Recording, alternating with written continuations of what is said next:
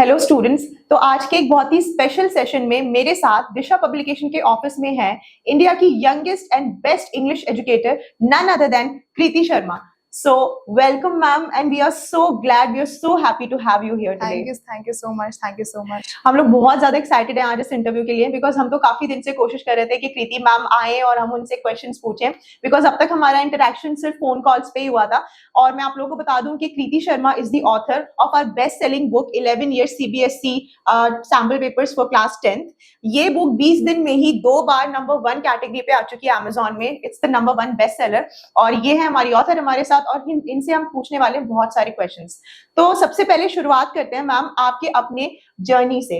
As an English educator हमें बताइए कि कैसे आपने जर्नी स्टार्ट करी और क्या आपका मिशन है। तो जर्नी, मैंने क्लास 10th 12th के पेपर दिए। I was a studious kid always.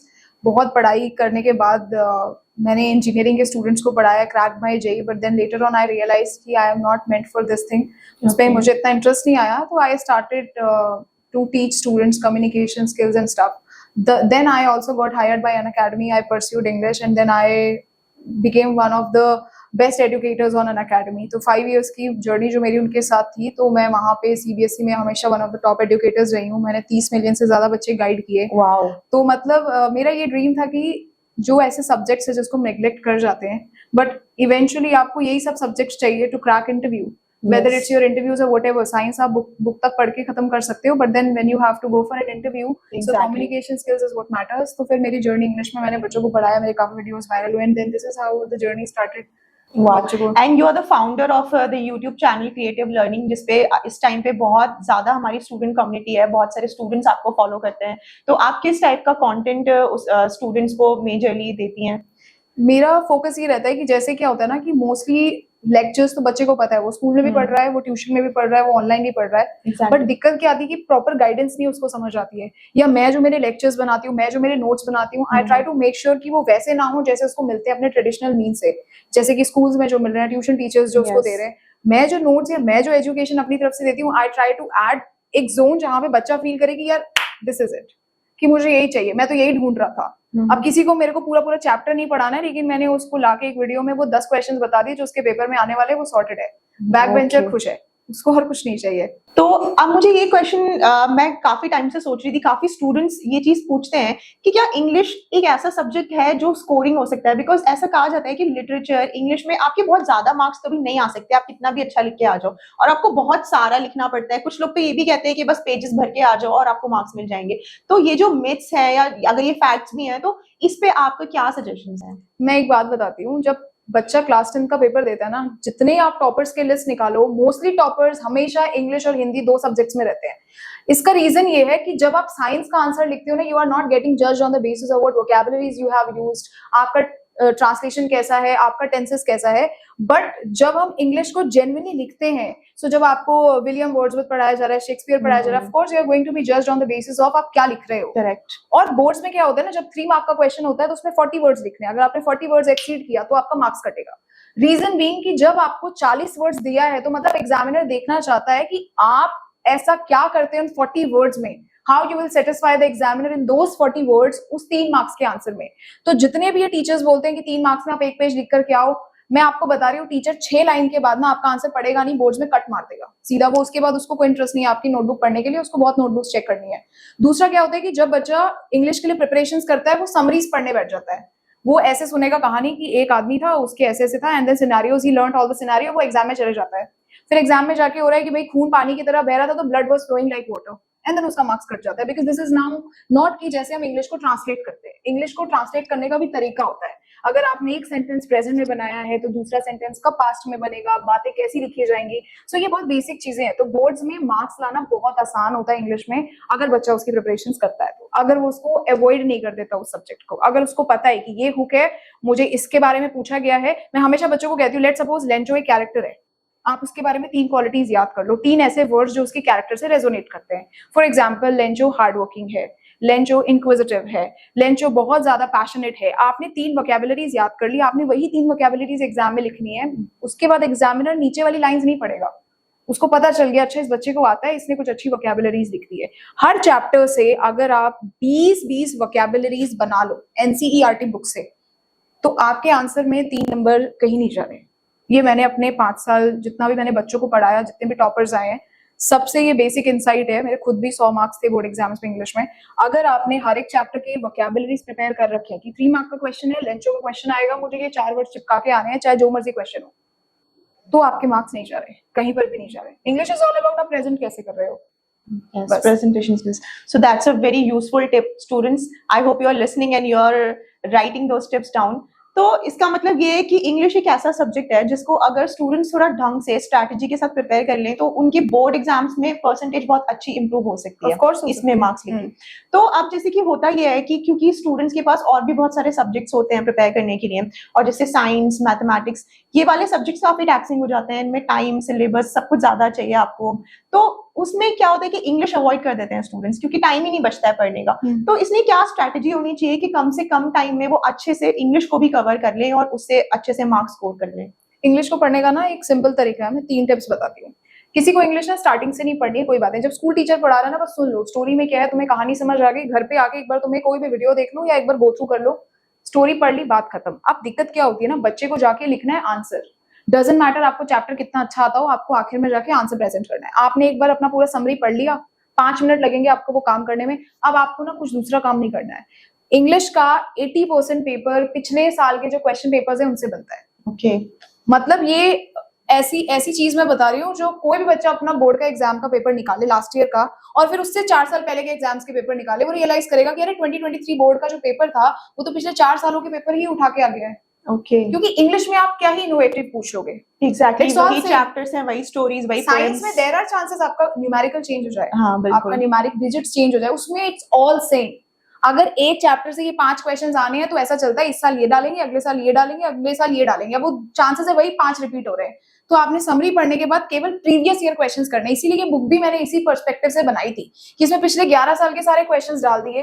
अब आपको कुछ नहीं करना है, आपको ये 11 साल के पेपर सॉल्व करने हैं, इसी में से कोई ना कोई क्वेश्चन उठ के आपके एग्जाम में आ जाएगा। इससे ज्यादा इनोवेशन नहीं होता। 1 या 2 क्वेश्चन होता है जो टीचर आपका हट के डालेगा, वो सारा आपका सैंपल पेपर कवर हो जाता है। सैंपल पेपर इसलिए बनते हैं ताकि मोस्ट एक्सपेक्टेड क्वेश्चन स्टूडेंट्स को दे सके। तो ये होता है कि इंग्लिश को पढ़ने का सिंपल सा तरीका, आपने समरी पढ़ी, आपने प्रीवियस ईयर क्वेश्चंस पढ़े, और सिर्फ पढ़ने नहीं है, आपने रियलाइज करना है कि वो लिखे कैसे हैं। मुझे हर एक आंसर में 3 अच्छे वर्ड्स डाल के आने हैं ताकि मुझे एक 3 नंबर बढ़िया मिले। मुझे जितना हो सकता है सेंटेंसेस को स्मॉल बनाना है, 6 या 7 वर्ड से ज्यादा लंबा सेंटेंस नहीं बनाना है। हम सिर्फ सिंपल सेंटेंसेस में ही अपनी स्टोरी टेलिंग कर देंगे, हम कॉम्प्लेक्स और कंपाउंड तक जाएंगे ही नहीं। जितना ज्यादा बट इफ लगाओगे सेंटेंसेस में, उतने चांसेस है कि आपको टेंस चेंज करने पड़ जाए, और उतनी ही मिस्टेक्स के चांसेस बढ़ जाते हैं। जितना सिंपल सेंटेंस लिखोगे, she was going to the market या Lencho was a hard working farmer, उतना ज्यादा तुम्हारा चांसेस बढ़ेगा स्कोर करने का।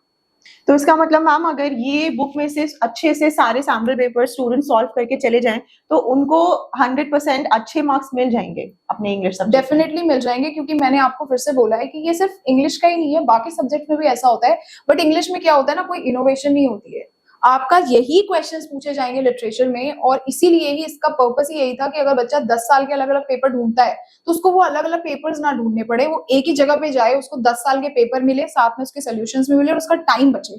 क्योंकि मुझे भी जब 10th में थी, मुझे भी नहीं था इंग्लिश पढ़ने के लिए टाइम, और लिटरली नहीं होता इंग्लिश पढ़ने के लिए टाइम। तो लास्ट टाइम में this is the most important thing that these guys could do, कि भाई अपना एग्जाम्स में अच्छे मार्क्स लाने के लिए। तो मैम आपके जैसे 100 आउट ऑफ 100 आए थे एग्जाम में, तो आपने ऑब्वियसली आपने पढ़ाई करी होगी, प्रीवियस ईयर क्वेश्चंस करे होंगे, बट एक प्रेजेंटेशन भी तो बहुत इंपॉर्टेंट चीज होती है अपने आंसर्स की। तो हमें इसके ऊपर कोई टिप्स दीजिए कि आपने ऐसे क्या प्रेजेंट करके आए थे आंसर में, और क्या ऐसा होना चाहिए, एग्जामिनर को क्या चाहिए होता है आंसर्स में जिससे कि मार्क्स वो अच्छे दे देता है? अच्छे नहीं मतलब फुल मार्क्स। अगर किसी को बहुत ही अच्छे आपकी तरह स्कोर करना हो तो उसको कैसे आंसर प्रेजेंट करना? एग्जामिनर के लिए ना सिर्फ एक चीज मैटर करती है, मैं हमेशा बोलती हूँ, make it simple for the examiner to check your sheet.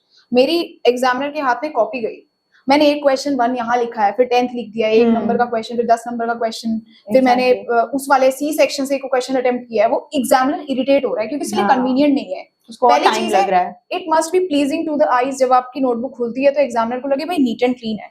अब लोगों को लगता है हमारी हैंडराइटिंग खराब है तो हमारी नोटबुक खराब हो गई, ऐसा नहीं होता। आपकी हैंडराइटिंग खराब है, कोई टेंशन नहीं, आप जगह छोड़ छोड़ के उसको प्रेजेंटेशन तो साफ कर सकते हो ना। आपने, जब मैं आपको कह रही हूँ कि मैंने आपको बोला इंक्विजिटिव हो गया, पैशनेट हो गया, हार्ड वर्किंग हो गया, ये जो वर्ड्स है इसको आप अंडरलाइन करके आओगे एग्जामिनर में, ताकि एग्जामिनर को पता चल जाए अच्छा ये रहा, उसको मिल गया, उसने मार्क्स दे दिए। मतलब उसने पूरा आंसर नहीं भी पढ़ा बट उसकी उसको नजर उन वर्ड्स points- पे पड़ उन गई। पॉइंट्स पे नजर पड़ी, वो आपको मार्क्स मिल जाएंगे। मैंने मेरे 10th में यही किया था। पूरा पेपर अटेम्प्ट करने के बाद मैंने 15 मिनट सिर्फ अपने आंसर शीट में अंडरलाइनिंग करी थी कि ये इंपॉर्टेंट है, मुझे ये अंडरलाइन करना है, ये इंपॉर्टेंट है, मुझे अंडरलाइन करना है। जितना इजी एग्जामिनर के लिए नोटबुक चेक करना होगा उतने ज्यादा मार्क्स मिलेंगे, क्योंकि देखो सारी कॉपीज चेक हो रही होती है एक चाय के कप पे और थोड़ी बहुत बातचीत पे। अगर आपने टाइम टाइम पे अपना पेपर बढ़िया तरीके से प्रेजेंट किया और एग्जामिनर को पता है एक एक नंबर के क्वेश्चन, फिर आगे दो दो नंबर के, फिर तीन, उससे आपको मार्क्स अच्छे मिलेंगे। तो सिंपल लिखना है, प्रेजेंटेशन साफ रखनी है, अंडरलाइनिंग करना बहुत ज्यादा इंपॉर्टेंट है और छोटे सेंटेंसेस बनाने, क्योंकि उससे फायदा होता है स्टूडेंट का। जितने स्मॉल कई सेंटेंसेस बारी तो हमने भी सुना है मैम कि एग्जामिनर्स का इतना ज्यादा मूड खराब होता है कि वो अच्छे आंसर्स पे भी बुरे मार्क्स दे देते हैं, और अगर ऐसी सिचुएशन में अगर आप आंसर्स कोई आंसर 2 और 10 और 5 लिख के आ जाओ तो फिर तो कोई चांस ही नहीं है कि आपको अच्छे मार्क्स मिल जाए। सो मे बी कई बारी क्वेश्चन पेपर आंसर शीट देख के एग्जामिनर का मूड खराब हो जाता है आपकी। सो प्रेजेंटेशन इज इम्पोर्टेंट, राइट? तो इसके अलावा अगर इस बुक की बात करें तो आप किस तरह से एडवाइस करेंगे how to use this book to gain maximum benefit from it? इसको यूज करने का ना सिंपल सा तरीका है, कभी भी पढ़ाई ना एक सिंक में मत करो, स्पेशली लैंग्वेज सब्जेक्ट्स की, ठीक है? क्योंकि ये कोई सिंक नहीं है। आपने एक चैप्टर पढ़ा, लेट्स से आपने फर्स्ट चैप्टर पढ़ा, फर्स्ट चैप्टर पढ़ने के बाद आप ये बुक खोलो, इसका पहला वाला जो प्रीवियस ईयर क्वेश्चन है उसको खोलो। अब जो चैप्टर आपने पढ़ लिया ना, उस चैप्टर से कितने क्वेश्चंस पहले वाले बोर्ड एग्जाम्स में आए हैं उसे अंडरलाइन करो। लेट्स से ये 2023 का सैम्पल पेपर है, आपने लेंचो द फार्मर चैप्टर पढ़ा, अब आप इस पेज को खोलो, इस पूरे फर्स्ट वाला जो आपका 2023 का सॉल्व पेपर है, और पेंसिल से मार्क करो कि लेंचो वाले चैप्टर से क्वेश्चंस कितने हैं। मार्क कर दिया, अब आप उसको सॉल्व करो, फिर अगले वाले पेपर पे शिफ्ट हो जाओ, फिर देखो कि इस वाले चैप्टर से इस वाले पेपर पे क्या क्वेश्चंस आए हैं। अब मैं ऐसा आपको क्यों करने के लिए बोल रही हूँ, क्योंकि ऐसे जब आप 10 के 10 पेपर में वो क्वेश्चन मार्क करोगे ना, आपको 11वें पेपर पे जाने से पहले ही पता होगा कि आप पक्का ये क्वेश्चन आया होगा। तभी आपको समझ आएगा ना कि जो मैं आपको बोलूँ 80% पेपर रिपीट होता है, वो मुझे कैसे पता है? क्योंकि इसलिए पता है क्योंकि इतने सालों से मैं वो क्वेश्चन पेपर्स को सॉल्व कर रही हूँ, देख रही हूँ, अच्छा ये आ रहा है, बच्चों को बताना इंपॉर्टेंट है। तो जब आप 5 पेपर सॉल्व कर लोगे ना, आपको पता चल जाएगा सीबीएसई कैसे क्वेश्चन पूछता है। फिर आपने सेकंड चैप्टर पढ़ा, फिर से आप सैंपल पेपर खोलो, सेकंड चैप्टर में आपके एक जो बोर्ड का पेपर है उसमें कितने क्वेश्चंस आए हैं, mark them, solve them and then move to the next one. And this is, I think, ये सबसे इफेक्टिव तरीका होगा इस बुक को यूज करने के लिए। और इसके अलावा जो एनसीईआरटी की बुक्स होती हैं, हाँ, वो उनमें से पूरे पूरे चैप्टर्स पढ़ना इंपॉर्टेंट है? जो स्टोरीज होती है, do we should students read the entire stories और is it just enough to know the general story line and then solve these papers? देखो, अगर सिर्फ 10th बोर्ड्स की बात करें तो नहीं जरूरत होती है। Okay. लेकिन जैसे जो AIR 1 होते हैं, बच्चे जो बहुत ज्यादा पढ़ते हैं, ज्यादा मार्क्स आते हैं, वो क्या करते हैं ना, जैसे अगर कोई भी चैप्टर है विलियम वर्ड्सवर्थ का या फिर कोई पोम है जिसका एक्सप्लेनेशन आपको करना है, तो वो कुछ लाइन है ना, वो अपने दिमाग में मेमोराइज कर लेते हैं कि मुझे ये पर्टिकुलर सेंटेंस कोट करके आना है। लेट्स से अगर लेंचो ने कोई सेंटेंस कोट किया कि O heavenly god it's raining heavily, my जो मेरे फील्ड्स हैं it will destroy, it will get destroyed, तो वो आपने उसका जो एग्जैक्ट लाइन बोली है, एग्जामिनर बहुत इंप्रेस होता है अगर आप एग्जैक्ट लाइन कोट करके आ जाओ, तो वो वेल एंड गुड है। लेकिन आपने नहीं भी पढ़ा तो कोई डिफरेंस नहीं आता है। एग्जाम में आपने चैप्टर नहीं लिखना है, you just have to write, वो 5 लाइन में आंसर लिखना है, सटीक आंसर लिखना है, उसका मार्क्स मिलता है। इसके अलावा स्टूडेंट्स कई बार कंफ्यूज हो जाते हैं। क्या होता है कि एक क्वेश्चन उन्होंने करा होगा prepare, but the same question is put in a different language, तो वो गेस नहीं कर पाते कि एक्चुअल में ये वो पढ़ के आए हैं and they can write the answer and they get so confused because language different हो जाती है। So are there certain words और certain ways of knowing that this kind of question has to be answered the same way we answered the previous one in our sample paper? होता है, जैसे जब भी questions आते हैं ना, तो कभी भी देखना जो बुक्स होती हैं, जैसे इस बुक में है, जब एक क्वेश्चन पूछा जाएगा ना, तो अगर लग रहा है ये इंपॉर्टेंट है और इसके मल्टीपल लैंग्वेजेस में पूछा जाता है, तो 2 और 3, कभी भी देखो कि एक क्वेश्चन होता है then question, then question. So basically वो तीनों क्वेश्चन सेम है, इट जस्ट दैट आपको बुक ये बता रही है कि ये क्वेश्चन को इन 3 लैंग्वेजेस में पूछा जा सकता है। और मोस्ट ऑफ द केसेस में होता क्या है ना, मैं एक हैक भी बताती थी। लेट्स से आपको बोर्ड एग्जाम्स में ये क्वेश्चन नहीं समझा, आप क्या करोगे? खाली तो बैठोगे नहीं, अगर आपको पता है दो में से आपको आता भी यही है, तो एक बेसिक तरीका होता है जहां पे आप एग्जामिनर को रीच आउट कर सकते हो कि जो मेरा सब्जेक्ट टीचर है, आप प्लीज उनको बता दीजिए, बुला दीजिए, and then you can simply ask them, ma'am this is the question, could you please help me to paraphrase this question, that's it. आपको ये स्टेटमेंट टीचर को बोलना है कि ma'am could you please help me to paraphrase the question. Paraphrase in sense teacher आपको वही question को बस घुमा फिरा के समझा देगा कि this is what question is demanding and this is what you should write. तो ऐसा नहीं है कि बोर्ड एग्जाम में टीचर बताता नहीं है, but if you are trying to clarify the question from the subject teacher, वो अलाउड है। आप पूछ सकते हैं, ma'am please help me to paraphrase this question for me, मेरे को समझ नहीं आ रहा है उस वे में, क्योंकि मुझे आंसर लिखना है। अपना मार्क्स लूज करने से बेटर है कि अपने किसी भी स्कूल में जहां पे भी बोर्ड का पेपर दोगे, try to reach out your subject teacher and ask them, ma'am please help me to paraphrase this question. तो ये आप कर सकते हैं, कोई टेंशन नहीं है। Okay, great.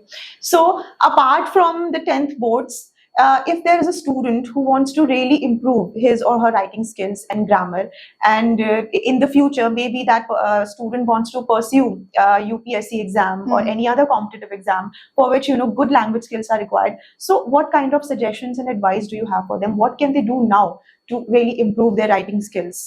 So the first and basic thing would be कि जब क्या होता है ना, जब हम अपने लैंग्वेजेस को इम्प्रूव करते हैं, हम गलती क्या करते हैं ना, हम बहुत इनोवेटिव चीजों से स्टार्ट कर देते हैं. I don't know why people start to literally, वो जो उनके क्वेश्चन होते हैं ना इंटरव्यू क्वेश्चंस की, why should we hire you, they start to learn those answers. It is not how it works. अभी क्या होता है ना, मैंने बोला कि एसी बंद कर दो, बहुत लोगों को नहीं पता होता एसी बंद कर दो को कैसे बोलेंगे. It's like turn off the AC. मैंने बोला बिजली चली गई. अब बिजली चली गई, लोग देखते हैं वो बिजली चली गई का इंग्लिश कैसे बनाएंगे, इलेक्ट्रिसिटी इज गॉन, कुछ भी बोलते हैं. It's like power went of. तो बेसिक चीजें, पानी P low, drink the water, put the glass down, ये बेसिक जो वर्ड्स हैं, ये फिलर्स हैं. जब तक ये नहीं आएंगे ना, you will not be able to crack the questions which are being asked in an interview, because that is next impossible, because you do not know how to use your basic vocabularies. आपको basic चीजें ही नहीं पता. I'll meet you 7 in the evening, है ना. I'll meet you 7 at night. Why did we use at here, not in? ये basics हैं. पहले आपको communicative, day to day communication जब तक क्लियर नहीं होता, देयर इज नो वे कि आप इंटरव्यू क्लियर कर सकते हैं, बिकॉज वो समझ आ जाता है. जो इंटरव्यूज ले रहे होते हैं, दे आर वेल ट्रेन, उनको पता होता है, प्रोफेशनली बहुत ज्यादा स्ट्रांग होते हैं, उनको मालूम होता है कि भाई ये जो पर्टिकुलर क्वेश्चन है ये गूगल में अवेलेबल है और ये बच्चा उस चीजों को डायरेक्टली मेरे आगे आके पोर्ट्रे कर देता है. This is not how it works. Basic चीजें, आप एक बेसिक सी टिप क्या होती है ना, मैं क्या करती हूँ मोस्टली, जैसे मैंने कोई वर्ड सीखा लेट्स से, तो मैं उस वर्ड को ना एक ही दिन में, जिस दिन मैंने वो वर्ड लर्न किया, same day I try to use that word for the 5 times. For example, कुछ टाइम पहले रूड जो होते हैं, बोलते हैं you are so rude, so I, मतलब है उसका एक सिनोनिम होता है callous. So don't behave in a callous manner, right? You are a callous person, so start to use those words in your day-to-day conversation. आपको याद हो जाएगा, and you'll definitely learn it. उसको, आपको कोई दूसरा ऑप्शन ही नहीं है. आप ऐसे ही उसको उसी दिन यूज कर दो for 5 times, and आपको वो समझ आ जाएगा कि ये मुझे 5 बार यूज करना है. वो ऐसी समझ जाएगा. बिकॉज हमारी बहुत सारी ऐसी ऑडियंस भी है जो डिफरेंट कॉम्पिटिटिव एग्जाम्स के लिए प्रिपेयर कर रही है. हो सकता है अभी वो लोग भी ये इंटरव्यू देख रहे हो जो कि मे बी कैट के लिए प्रिपेयर करने वाले हैं, CUET के लिए करने वाले हैं. सो उन सभी में इंग्लिश कम्युनिकेशन स्किल्स तो बहुत ही ज्यादा मैटर करती हैं. तो उनके लिए आप ऐसे 3-4 टिप्स और दे दीजिए उन स्टूडेंट्स. सबसे पहला तो यही है, मैं तो ये बोलूंगी कि जैसे ना एक व्हाट्सएप ग्रुप क्रिएट कर लो जिसमें एक मैसेज हो कि भाई इसमें सिर्फ इंग्लिश, अपने जैसे जो भाई बंधु हैं तुम्हारे जो नहीं बोल सकते English, try to create form a WhatsApp group with them and try to communicate in English. It would be great अगर आप वॉइस मैसेजेस पास कर रहे हो. सो जो भी आप डे टू डे कर रहे हो ना, तो आप उसको करो. जैसे मेरे बहुत सारे स्टूडेंट्स का ग्रुप बनाया हुआ है मैंने, उसमें क्या करते हैं हम, okay it's 6 o'clock in the morning, I am going for a morning walk. This is, एक बच्चे ने मैसेज भेजा, दूसरा भेजेगा okay same is the case with me bro, I just had my breakfast, I am going out for a, that's a very interesting way, I am going out for a morning walk. And the third one is asking bro what's your plan for afternoon, What are you going to do in the afternoon? तो अभी afternoon का status है, फिर कोई कोशिश कर रहा है बोलने की, जब तक आप बोलोगे नहीं आप समझोगे नहीं. आप अपने 5 दोस्त रख लो, उनके साथ कम्युनिकेट करना स्टार्ट कर दो. पहली चीज ये हो गई.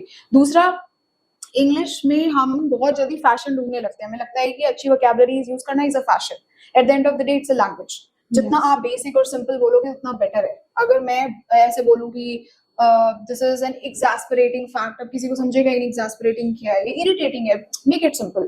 अंटिल अनलेस आप किसी कंपटीशन में वोकैबुलरी को नहीं टारगेट कर रहे हो, try to make it simple. Language बहुत सिंपल होती है, जितना सिंपली बोलोगे उतना अच्छा है. You would have seen authors like Sudha Murthy, उन्होंने इतनी इंग्लिश की बुक्स लिखी हैं, अगर आप उनको कभी भी इंटरव्यू देखोगे ना, वो कभी कोई बहुत ज्यादा high class vocabulary she has never used.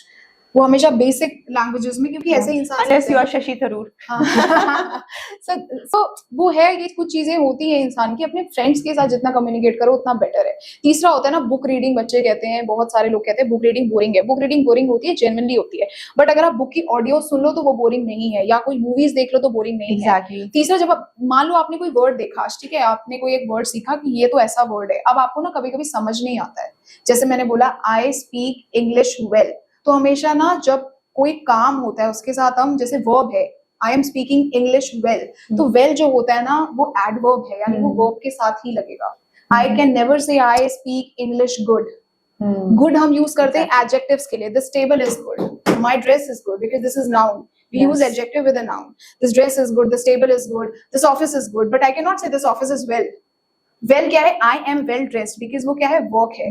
तो ये चीजें होती है, बेसिक्स होती है. कुछ चीजें, प्रोनाउंसिएशन होता है, हम बोलते हैं almond, it's not almond, it's almonds, L silent होता है आपका, राइट. तो बहुत सारी ऐसी बेसिक्स होते हैं, वो हमें जब तक नहीं समझेंगे हम बात नहीं कर सकते.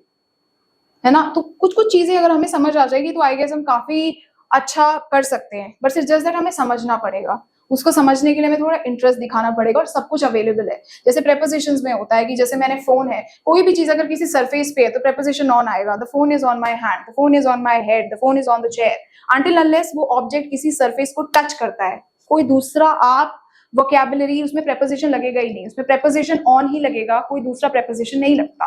आप जब कोई चीज मोशन में हो गई, जैसे कि for example piece of paper, I am throwing this paper, motion में है तो into the pool, I throw you out of this room. ये इनटू, जब कोई मोशन आ गया तो इनटू हो जाएगा, जब तक मोशन नहीं है तो इन हो जाएगा। अभी मैं टेबल पे इस पे बैठी हूँ, चेयर पे, I am sitting on the chair, क्योंकि मेरा जो बॉडी है वो इस टेबल के साथ अटैच्ड है। तो ये बेसिक्स जब आ जाएंगे ना, आप इंग्लिश बोलना आपके लिए इजी हो जाएगा। कोई भी सोशल मीडिया एप्लीकेशन है, व्हाट्सएप, इंस्टाग्राम, टेलीग्राम, हमेशा होगा are you on WhatsApp, are you on Instagram, are you on Telegram, हमेशा किसी सोशल मीडिया प्लेटफॉर्म के साथ प्रेपोजिशन ऑन लगेगा। तो ये बेसिक्स है, और ये हम सीखने से मना कर देते हैं। हमें लगता है प्रेपोजिशंस कितनी बड़ी चीज है, बिकॉज हम उसको सीखना ही नहीं चाह रहे। तो बाय द टाइम हमारे पास एक अच्छा ट्रेनर है जो हमें बता सके, खत्म हो गई बात। As simple as that. So basically you have to take baby steps. Of course. कि आप एक एक कोई भी एक कॉन्सेप्ट पकड़ो, उसको स्ट्रॉन्ग करो, एग्जाम्पल्स के थ्रू, डेली लाइफ के एग्जाम्पल्स के थ्रू आप उसको स्ट्रेंथन करो, and then you move on to the more complex subjects. Of course. Gradually you will see that your language skills will greatly improve, right? Okay, so this was amazing. Thank you so much for this session. We really enjoyed it, especially all your examples and all your tips. Thank you so much for coming here, Kriti ma'am, and we really look forward to more books by you. This was the Shah Publication with Kriti Sharma. Thank you everyone. Bye bye.